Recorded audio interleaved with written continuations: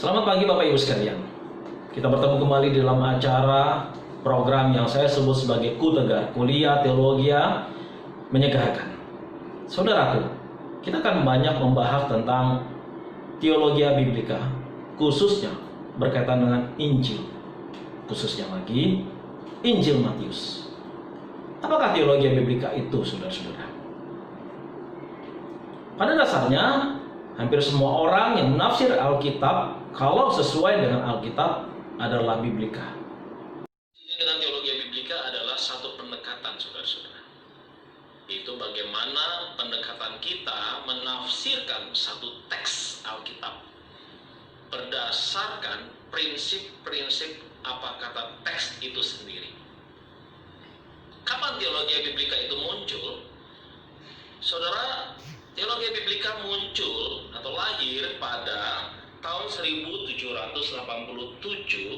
yang dicetuskan oleh Johann Kepler, saudaraku. Ini akibat pada waktu itu munculnya teologi modern.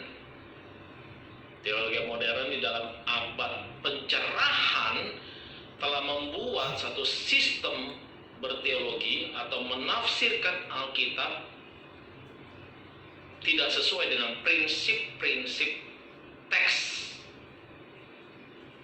Terutama teolog-teolog modern seperti banyak orang pada masa itu yang menafsirkan prinsip teks tidak berdasarkan prinsip Alkitab.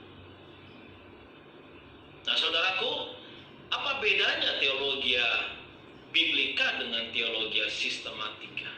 Nah, saya akan coba menguraikan ada 3 perbedaan dasar, yaitu bahwa di dalam pendekatan teologi biblika, maka si penafsir akan menafsir apa kata teks.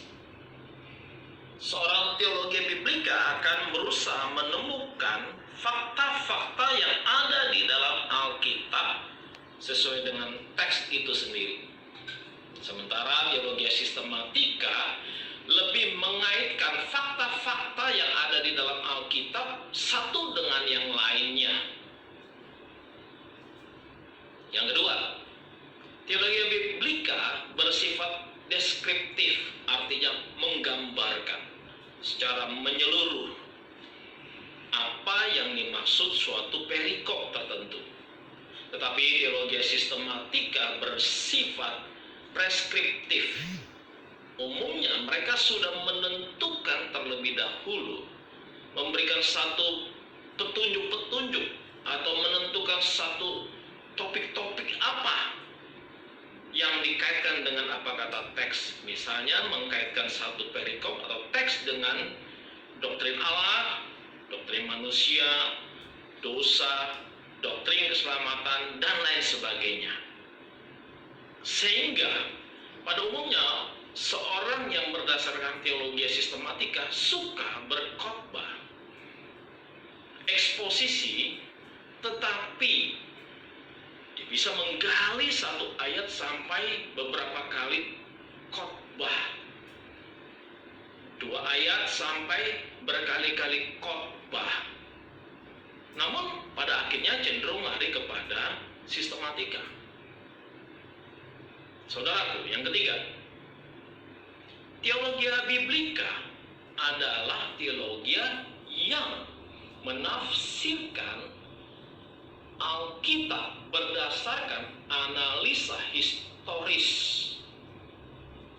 pada penyataan sejarah yang dinyatakan oleh Allah. Sehingga seorang teologi biblika, dia akan melihat teks itu berdasarkan historisnya, grammar, tata bahasa, dan eksegese. Kemudian beberapa hari ke depan, saya akan coba menguraikan Injil, khususnya Injil Matius. Nah, menarik sekali bahwa ketika kita mau menggali apa kata Injil Matius, kita akan menemukan banyak kelimpahan-kelimpahan dari Injil Matius ini. Kenapa Injil Matius, saudara? Karena Injil Matius adalah Injil yang dituliskan oleh salah seorang murid Tuhan Yesus. Matius, si pemungut cukai, atau Matius orang Lewi disebutkan. Nah, saudara, Injil Matius adalah Injil yang pertama di dalam Perjanjian Baru. Di antara Injil sinoptik, Injil Matius dalam urutan yang pertama, walaupun Injil Markus lah Injil yang pertama kali dituliskan. Banyak isi daripada Injil Matius mengambil uraian-uraian yang dituliskan oleh penulis Markus. Injil Matius sendiri, Matius sang penulis, saudaraku, adalah seorang dari latar belakang Yahudi. Dan penerimanya umumnya adalah latar belakang Yahudi dan non-Yahudi. Saudara, kalau kita bicara tentang komunitas Injil Matius, penulisan Injil Matius kira-kira ada beberapa tafsiran. Ada yang mengatakan Injil Matius adalah orang-orang komunitas yang hidup di Yudea. Dan Matius sendiri menuliskannya kira-kira tahun 60 Masehi, saudara-saudara.